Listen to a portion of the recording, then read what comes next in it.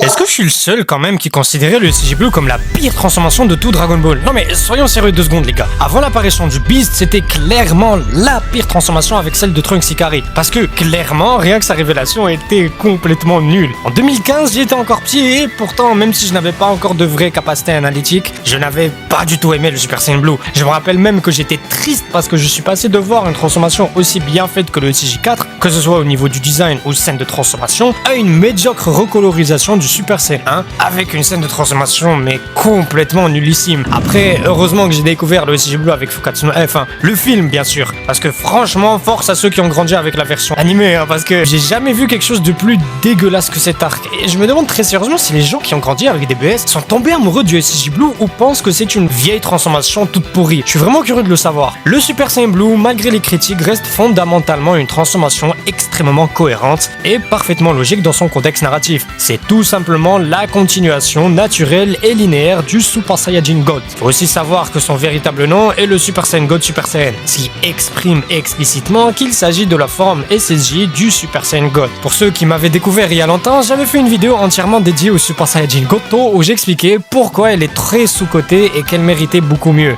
Et pendant que je parlais, j'avais dit que tout était parti en vrille depuis Fukatsu no F parce que clairement le film Battle of Gods avait instauré des bases très solides sur lesquelles on pouvait lancer une nouvelle histoire et développer un tout nouveau lore. Le film Battle of Gods, pour moi, symbolise parfaitement la renaissance de Dragon Ball sous une peau moderne. On avait commencé avec l'apparition d'Arakaishin et de son ange, une nouvelle transformation qui se sépare de tout ce qu'on avait pu avoir auparavant, mais aussi et surtout la révélation de l'existence de 12 univers, ouvrant ainsi des portes à un développement scénaristique plus qu'incroyable. Je vous rappelle qu'on attendait tous la sortie d'un Battle of Gods 2, mais à notre plus grande surprise, c'est Fukatsu no F qui sortira 2 ans plus tard, et ce n'était que déception. Le film ne rajoute rien au scénario, n'offre rien de nouveau au lore, il n'a été fait que pour vendre des figurines et mettre en valeur les nouvelles transformations de Goku, Vegeta et Freezer. Et je dirais que le downfall de la licence Dragon Ball en général a commencé depuis ce film, et non pas depuis Dragon Ball Super. C'est juste Dragon Ball Super qui a encore plus empiré les choses, mais tout a commencé depuis ce film-là en fait. Parce que je veux qu'on m'explique à quoi ça a servi de sortir une nouvelle transfo, qui est le Super Saiyan de la forme God, alors que dans le film Battle of Gods, Goku absorbe clairement les pouvoirs de sa nouvelle transformation et les utilise sous sa forme Super Saiyan normale. Et grâce à ça, quand même, ils ont offert une scène de combat plus qu'incroyable. Jusqu'aujourd'hui, la scène avec Flow Hero, c'est vraiment une des scènes les plus cultissimes de tout Dragon Ball. Ils n'ont pas eu besoin de nouvelles transformations, ils n'ont même pas eu besoin du God, ils ont tout simplement utilisé le Super Saiyan 1. Tout simplement. Mais la scène était complètement légendaire. Et malgré tout ça, ils se sont dit, ouais bon, ça serait une bonne idée de pondre une nouvelle transformation. Et en soi, oui, c'est une bonne idée pour leur poche, parce qu'on se rend compte que Dragon Ball sous oxygène rapporte beaucoup plus d'argent qu'un One Piece consistant qui est toujours à son prime. Donc tu m'étonnes qu'ils s'en foutent de raconter quelque chose,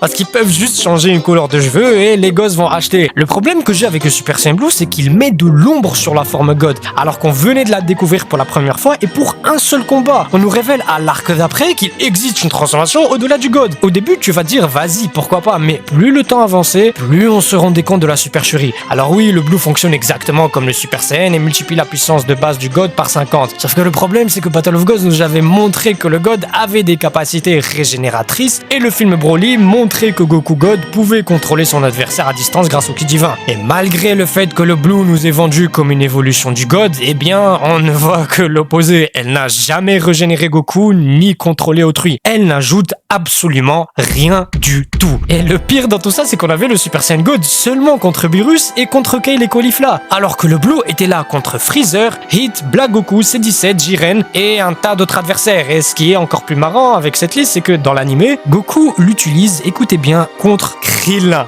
Oui, il n'était pas du tout à fond, oui, mais ok, mais quel est l'intérêt? Genre, tu pouvais tout simplement te mettre en SJ1, non? Donc rien que là, à part le fait que la transformation ne rapporte rien au scénario et n'ajoute rien comme nouvelle capacité, elle perd en crédibilité. Genre, à quel moment tu utilises une transformation pareille contre Krillin? Oui, mais je m'en fous qu'il n'était pas du tout à fond, c'est de l'entraînement. Il a utilisé le Blue pour un Kamehameha, mais vous vous foutez de nous? Le Blue est devenu l'équivalent du Super Saiyan 1 à l'époque de la saga Buu. Il est utilisé pour absolument tout et n'importe quoi, mais jamais il ne montre d'avantage tangible par rapport au God, mis à part une simple montée de puissance brute, oui, allez, bon. Et le truc, c'est que c'est pas juste un problème de power scaling ici, c'est surtout un problème structurel dans la narration de Super. La transformation ne crée aucune tension narrative cognitive, aucune évolution psychologique, aucun arc intérieur. C'est juste un outil marketing avec une teinture bleue. Là où Battle of Gods avait offert quelque chose de très puissant. Déjà, Goku obtient la forme God via un rituel collectif, grâce à l'énergie de 5 autres Saiyans encore purs, et c'est là que tout change, parce que pour la première fois, Goku ne devient pas plus fort par son entraînement ni par sa volonté propre, mais il reçoit plutôt ce pouvoir, et cette idée le gêne. Et il le dit lui-même que ça le dérange qu'il utilise un tel pouvoir sachant qu'il ne l'a pas débloqué par lui-même. Cette phrase qui peut sembler anodine porte une charge psychologique énorme pour un personnage comme Goku. Lui qui a toujours cru en la progression personnelle, en la souffrance de l'entraînement, il est pour la première fois confronté à une puissance qu'il n'a pas méritée par ses efforts, et ça le dérange. Ça crée une tension morale presque philosophique. On assiste donc ici à une crise d'identité du guerrier Saiyan, et pourtant, à peine un arc plus tard, cette question est jetée à la poubelle. Le Super Saiyan Blue naît dans le plus grand des flous. Ouais, vas-y, ok, Goku et Vegeta le débloquent hors écran grâce à l'entraînement avec Whis, mais il n'y a aucun développement. Même pas un pour Vegeta. Cerise sur le gâteau, c'était de nous dire le Blue pouvait être débloqué grâce à Whis. Tout simplement à force de s'entraîner avec lui. Ce qui est catastrophique comme justification puisque ça décrédibilise le rituel et toute l'histoire du Super Saiyan God. Donc en soi, Goku n'avait qu'à donner 2-3 petits coups de poing à Whis et c'est bon, il a le ki divin. Genre, non, ça marche pas comme ça. En plus de ça, c'est la transformation qui a littéralement le pire palmarès avec le SCJ3. La seule différence entre les deux transformations, c'est que le SCJ3, au moins, il a du flow et il offre quelque chose dans le plan narratif, alors que là,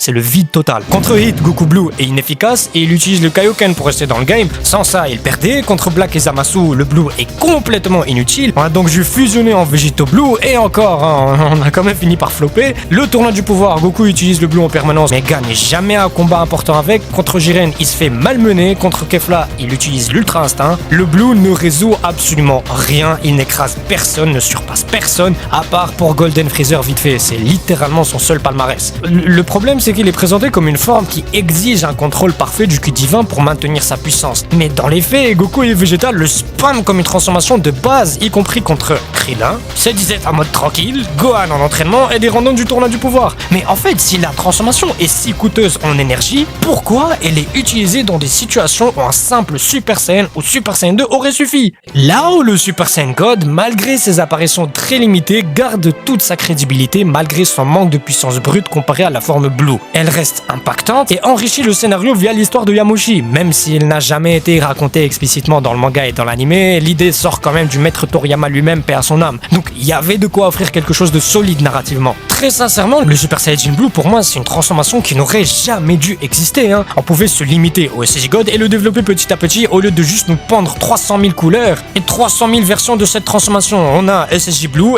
Kaioken, Blue maîtrisé dans le manga, Blue Evolution, tout ça pour 0 palmarès. Bon, j'abuse parce que comme je l'ai dit, le seul palmarès c'est vraiment contre Golden Freezer. Et une victoire contre Hit, mais c'était grâce au Kaioken, sinon il se fait malmener. N'empêche, je trouve quand même que le SCJ Blue a été beaucoup mieux géré dans le manga. De 1 parce que le SCJ God n'est pas jeté à la poubelle comme dans l'anime, on le revoit directement contre Hit à la place du Blue Kaioken. Et pourquoi un changement pareil est aussi important, tu vas me dire? Tout simplement car ça redonne du sens à chaque transformation selon l'ennemi et la situation. Le God devient une forme rapide, peu gourmande en énergie, tandis que le Super Saiyan Blue n'est plus une solution par défaut comme ça l'est dans l'anime, mais une carte à jouer avec retenue. On remarquera aussi que Goku, sous Super Saiyan Blue, a réussi à opérer un Hakai contre Zamasu. Bon, est-ce qu'il pouvait aussi le faire en SCJ God? On ne le saura jamais, mais c'était quand même très stylé. Toyotaro avait donc rétabli une bonne logique. Chaque transformation a ses forces, a ses faiblesses, quelque chose que l'anime n'a pas du tout respecté. Et bon, jusqu'à l'arc tournoi du pouvoir, là où par magie le SCJ God réapparaît, il devient une transformation plus utile puisque ne consomme pas beaucoup de ki divin. Le Blue dans le manga était donc devenu une transformation plus crédible et mieux maîtrisée narrativement. Et là du poids parce qu'on ne se met pas directement en SCJ Blue, on le fait étape par étape, ce qui construit une tension et rend le power scaling très crédible et on se dit ah ouais quand même, genre pour vaincre cet ennemi ou même pour rivaliser avec lui, il faut quand même le SCJ Blue. C'est chaud quand même. Contrairement à l'anime où la transformation est utilisée même en entraînement ou même pour lancer un simple Kamehameha contre Krillin. C'est vraiment lamentable. Le truc c'est que malgré les défauts du manga, Toyotaro mettait quand même toujours en valeur les autres transformations et ce même pendant l'arc Granola. Goku et Vegeta se mettent en SCJ, puis en God, fusionnés au Migate qui était une excellente idée, puis en Blue. Donc même si le Migate perfectionné était un peu devenu la nouvelle norme, le SCJ Blue du manga a toujours su garder une certaine crédibilité. Ce qui aurait été beaucoup plus intéressant selon moi, c'est qu'au lieu de donner une nouvelle transformation à Goku et Vegeta dans Fukatsu no F, moi j'aurais personnellement proposé de supprimer définitivement déjà le SCJ Blue et de faire de Fukatsu no F un film dédié à Vegeta. Les gars, ça fait des années et des années que tout le monde supplie Tootaro et la Toei et Toriyama de nous offrir une vraie victoire écrasante et légendaire pour Vegeta. Et je ne sais pas ce qu'ils ont, mais ils n'ont jamais voulu le faire. Parce que pour moi, si Battle of Gods était un film Goku-esque par excellence, j'aurais fait de Fukatsu no F un film Vegeta-esque par excellence. Je vous jure, je suis en train de frissonner rien que d'y penser. Si dans Battle of Gods, Goku remettait en question sa manière d'atteindre cette forme divine, dans Fukatsu no F, Vegeta prouvera que cette forme est atteignable grâce au travail acharné, mais surtout grâce à des ambitions pures. Parce que oui, Vegeta n'est pas pur en soi, donc le rituel c'est mort pour lui. Dans ce cas, le Super Saiyan God, il ira le chercher en s'entraînant durement avec Whis. Et Whis va lui apprendre que oui, c'est bien de s'entraîner pour développer ton ki divin, mais tes ambitions doivent être pures. En plus de cela, avec ce type de scénario, on met en valeur le côté angélique de Whis que je trouve inexistant dans Dragon Ball Super. Non mais à part Fukatsu no F, on m'explique pourquoi Vegeta Blue n'a servi à rien. Il n'a littéralement servi à rien du tout. Ouais, vas-y, bravo, t'as humilié Zamasu dans le manga, mais wow, quand on y repense, même une fusion n'a pas pu donner de la crédibilité au SCJ Blue. En soi, il y avait que Gogeta pour le faire, vas-y, parce qu'il s'était fait toucher 0 fois depuis qu'il est passé en Blue. Mais c'était un film, donc tu m'étonnes qu'il devait sortir une performance spectaculaire. Et vous n'allez pas aimer ce que je dis malgré tout ça, mais pour moi, le Super Saiyan Blue est le symbole parfait de la médiocrité du Dragon Ball moderne. C'est la représentation physique et morale de tout ce qui ne va pas bien avec Dragon Ball depuis 2015. C'est vraiment flagrant de voir que tout est parti en vrille depuis cette transformation. Parce que rendez-vous compte de la folie dont je vais vous faire part, mais le Super Saiyan Blue est littéralement un danger pour le personnage. C'est un frein pour le scénario et la transformation ne rapporte